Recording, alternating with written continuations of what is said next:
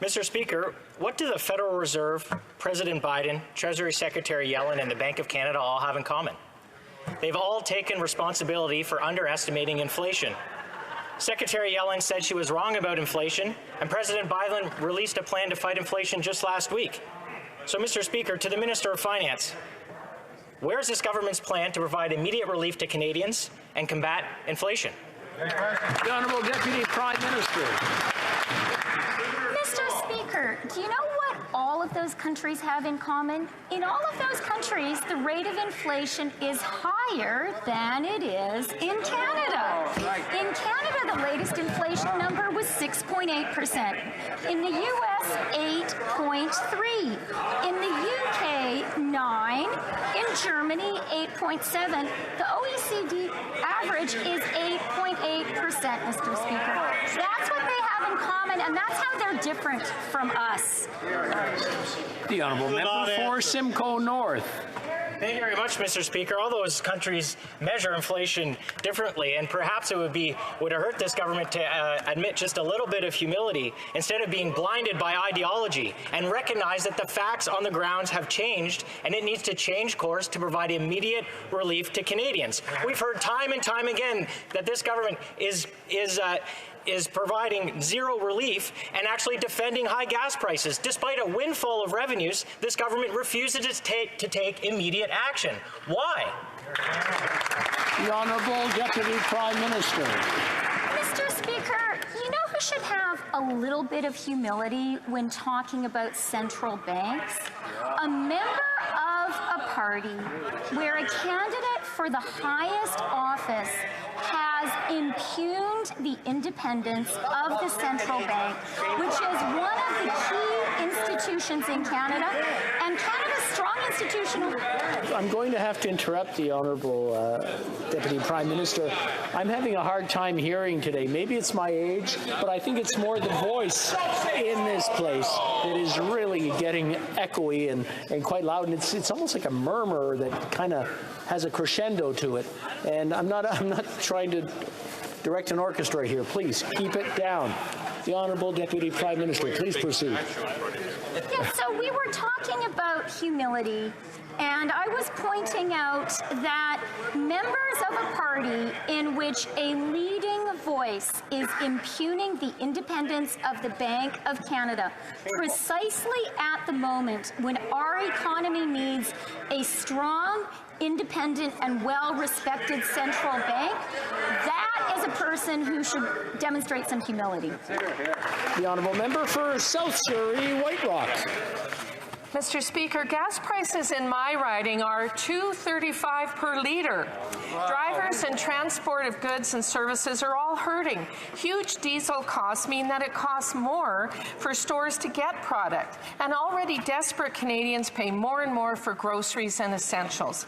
We are elected to serve, to support Canadians, not make life so impossible that their already fragile mental health may collapse.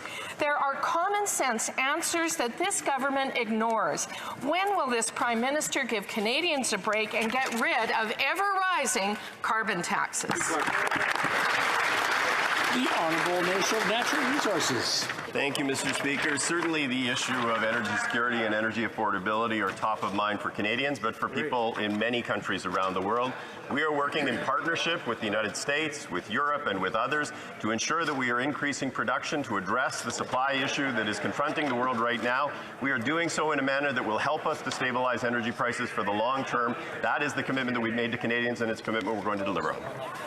Member for South Surrey, White Rock. Mr. Speaker, inflation, stagnation, frustration, these are common everyday kitchen table words now in Canada. Inflation means higher costs of production for all food. For farmers and producers, as their costs go up, they can't continue to absorb these losses. Consumers are stressed, everyone loses. Food banks are overwhelmed, and 1 out of 5 Canadians report going hungry at night. When is this government going to get serious, help Canadians, and get Canada-created inflation under control? Honourable Deputy Prime Minister. Mr. Speaker, Canadians understand very well that inflation is a global phenomenon driven today very much by Vladimir Putin's illegal war in Ukraine. But our government understands that the cost of living is a challenge for Canadians, and that's why we're taking concrete steps.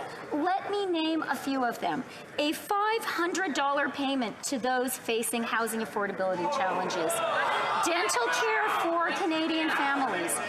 Doubling support provided through the first-time home buyers tax credit. A multi-generational home renovation tax credit, Mr. Speaker. The honourable member for Miramichi Grand Lake. Mr. Speaker, pain at the pumps is a reality across Canada, including in my riding. As Canadian gas prices soar to record highs, Putin fuels his war by selling Russian energy to the Democratic West. Yet this Liberal Prime Minister and the New Brunswick Liberal MPs are doubling down on a failed climate agenda that has not met a single emission target. Will the Prime Minister admit the carbon tax has failed and give Canadians a break at the pumps? The Honourable Minister of the Environment. Thank you, Mr. Speaker, and I would like to remind my honourable colleague that according to the Parliamentary Budget Officer, 8 out of 10 Canadians are better off with carbon pricing. They receive more money from carbon pricing, and emissions are going down, Mr. Speaker. Look at the 2019 inventory, 2020 inventory. Emissions are going down. Our plan to fight climate change is working. Thank you, Mr. Speaker. The honourable member for Miramichi Grand Lake. Scale the wall, my friend. Mr. Speaker, without pulling up to a pump and paying for the gas himself, the Prime Minister is utterly out of touch with the struggles Canadians are faced with. With the affluent means available to him, the Prime Minister truly doesn't understand that struggling mothers are having to choose between nutritious food or fueling the family vehicle to get to work. Will the Prime Minister finally admit today that his economic policies are what is driving up the cost of fuel and food across this country? Honourable Minister of Families.